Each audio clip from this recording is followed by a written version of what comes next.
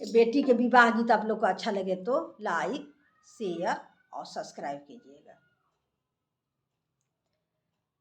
आहे माई के कोखिया में दुई गो लालनमा, एक बहिनिया एक भाई।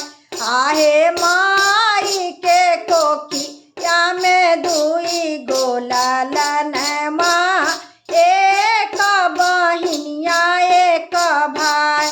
आहे माई कहेली बेटी निया रे बियाह, बाबा कहेले दूर देश।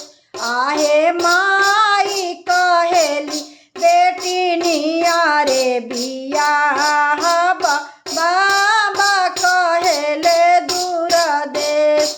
आहे भैया कहेले बहिनी काशी बियाह, भाभी कहेली गंगा पार।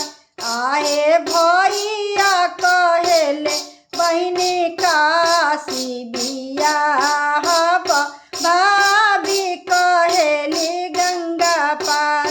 आहे किया तोरो भाभी हो नून तेल छेकनी, किया छकनी राम के रसोई।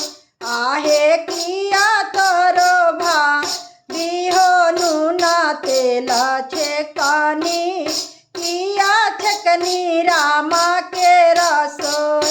आहे किया तोरो भाभी हो हमहु बिगड़नी, काहे भैलू बैरन हमार।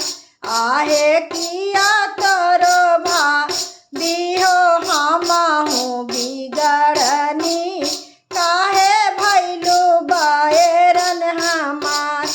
आहे नाही तुहु नद हो नून तेल छेकलू, नाही छकलू राम के रसोई।